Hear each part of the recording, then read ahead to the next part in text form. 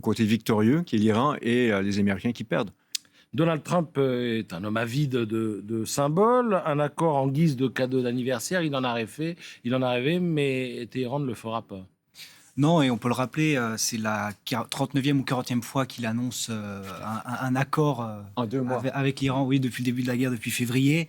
Qu'est-ce que ça nous illustre? Ça nous illustre qu'on a l'impression que on est dans une guerre de posture. Et ce qui intéresse Donald Trump, c'est davantage de contrôler le narratif, le cadre, plutôt que le contenu. Et comme vous l'avez rappelé, le contenu de l'accord, par exemple, le nucléaire, on a l'impression que c'est un début de guerre.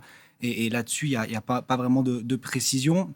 On a l'impression que Donald Trump, et justement, et vous l'avez dit également dans votre question, voulait absolument un accord aujourd'hui. Donc on a l'impression qu'il veut davantage contrôler le narratif que le contenu de l'accord, et que le contenu lui importe moins.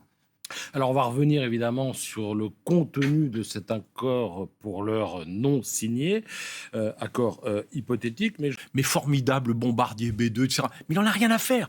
La réalité, c'est que cet homme sème le chaos. Qu'en pensent les Américains? On a baladé notre micro sous leur menton. Je pense que par rapport à tout ce qu'il se passe en ce moment de manière générale, j'ai l'impression que ce n'est ni le lieu, ni le moment, ni la priorité. Donc j'aimerais bien être supporter, mais je pense que ce n'est pas le moment. Je n'aime pas ça, c'est trop tape à l'œil, je ne le sens pas. J'ai l'impression que personne n'en veut.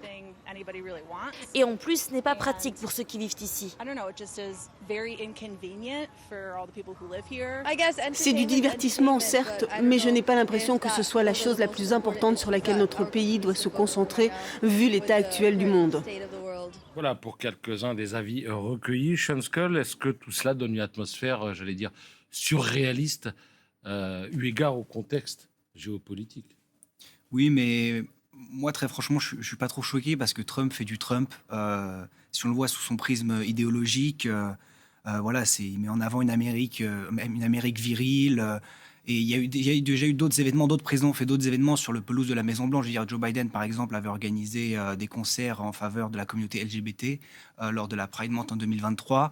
Donc c'est quelque chose également qui a été fait par d'autres présidents sous d'autres formes. Donc là, on voit bien la dimension idéologique de Donald Trump. Donc là, ça ne me choque pas. Et il faut également comprendre l'organisation de cet événement sous un prisme personnel. C'est sa relation à Dana White, le président de l'UFC, qu'il connaît depuis l'an 2000. À l'époque, il avait organisé un combat de l'UFC, un événement de l'UFC dans son casino d'Atlantic City, le Taj Mahal, à une époque où l'UFC était banni de 39 États américains. Donc il faut également comprendre cet événement sous le prisme de sa relation personnelle avec Dana White. Il y a un tropisme américain du show permanent. Il est possible aussi que nous regardions ça avec un décalage ou un œil européen qui ne correspond pas forcément aux critères de beauté américains. Bien sûr. De beauté américain.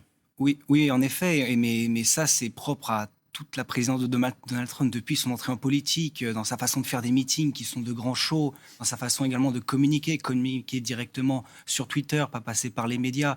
Donc ça, c'est vraiment dans son prisme idéologique, ça rentre dans ce logiciel-là. Alors ces dernières heures, comme à son habitude, Donald Trump a beaucoup tweeté, comme l'on dit, même si les messages qu'il poste, il le fait sur son réseau social, Truth Social. On va... De la Syrie, la Russie leur a bien montré qu'il ne lèverait pas le petit doigt pour eux.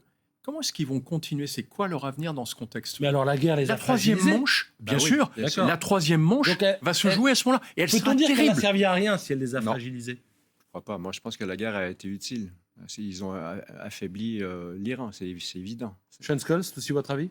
Oui, il y a un papier dans le Foreign Affairs qui est sorti ce mois-ci qui explique que le régime des Mollahs a évolué d'une théocratie vers une dictature militaire. Ce qui illustre ce renforcement des gardiens de la révolution au sein du régime à Téhéran. Et en fait, ce qui illustre également qu'en fait, dans cette guerre, en fait, il y a l'Iran et les États-Unis ne sont pas des concepts monolithiques. Il y a des débats en interne. Donc, il y a le débat en Iran et l'appareil des gardiens de la révolution qui, aujourd'hui, s'organise plus autour d'une logique nationaliste et non plus islamiste, religieuse. Mais on le voit également aux États-Unis, où il y a toute une frange du mouvement MAGA, que moi je surnomme les MAGA impérialistes ou America First impérialistes, qui sont davantage pro-guerre et qui également, eux, sont réticents à l'idée d'un accord. On va écouter notre correspondante au Liban. Et va durer 48 heures et commence demain, en présence de Donald Trump, peut aider d'une manière ou d'une autre à la résolution de ce qui se passe dans le Golfe Persique. Rapide. Oui, alors on sait que Donald Trump souhaiterait aborder le sujet de l'Iran au G7 avec les puissances européennes parce qu'il aimerait mettre en place une coalition internationale avec les pays du G7 pour garantir l'ouverture du détroit d'Ormuz et son passage et son ouverture dans le futur.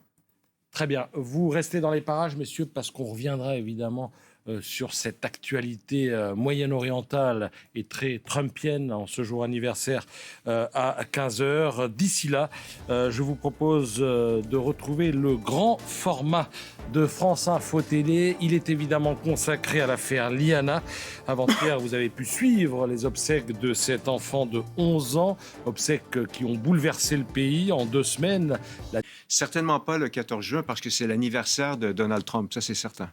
Sean Skull, est-ce que vous pensez, vous, que l'accord là peut être remis en cause ? Tout simplement parce qu'il se passe entre, les enfants terribles des 2 protagonistes de cette guerre, Israël pour les Américains d'un côté et le Hezbollah pour les Iraniens de l'autre.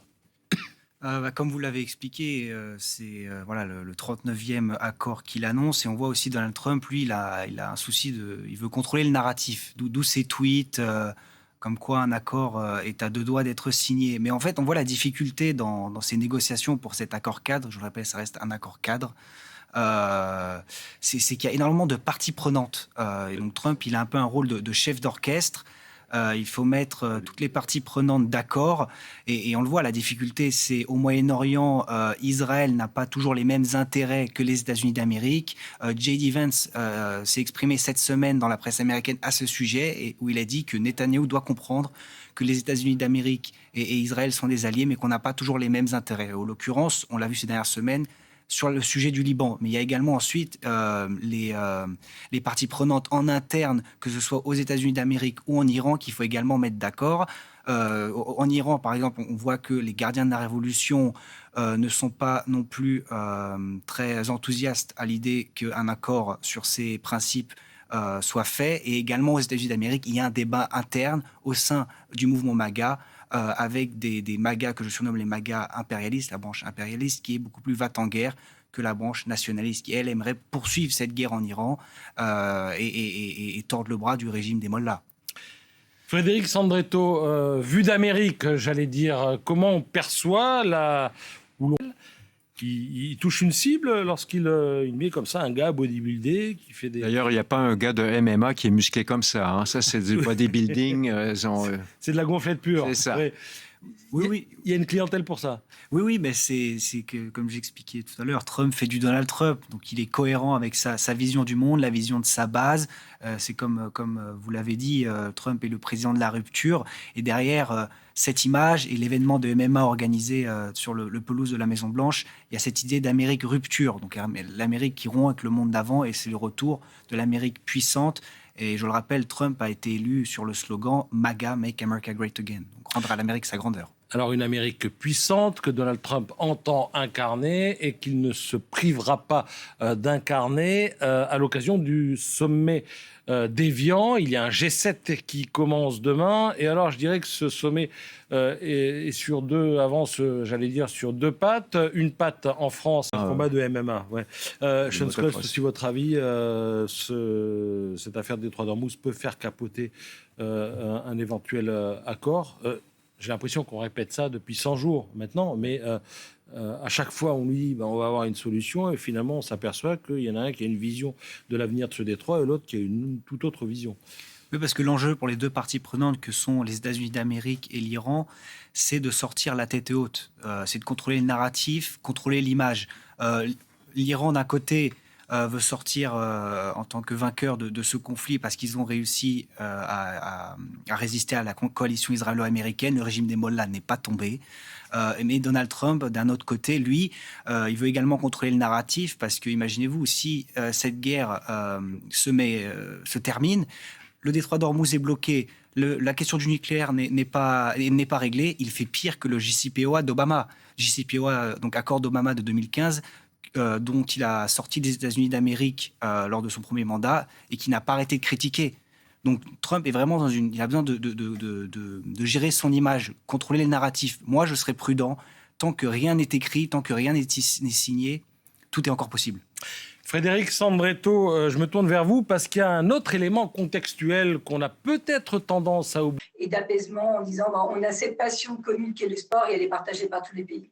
Messieurs, un avis sur la question. Est-ce que la fierté iranienne dans cette affaire est mise à mal et peut inciter les Iraniens à, j'allais dire, surréagir, en tout cas mettre l'affaire du mondial en plus sur le tapis? Moi, je dirais que cet exemple du monde du sport, et en l'occurrence avec la Coupe du Monde de football aux États-Unis, elle illustre en fait l'ambiance politique ou des relations internationales aujourd'hui, qui est un monde fragmenté. On rentre dans un monde multipolaire avec un retour des nations empires, et que cela affecte aujourd'hui même le sport. On peut également donner l'exemple de la Russie, la Russie qui a été bannie des JO, et là, cette problématique avec l'Iran, l'administration Trump qui n'a pas accordé des visas à du staff de l'équipe de football d'Iran, ça illustre qu'aujourd'hui, on pourrait se poser la question si peut-être qu'à une époque, le sport était fédérateur. Aujourd'hui, est-ce que le sport n'est pas devenu une arme politique?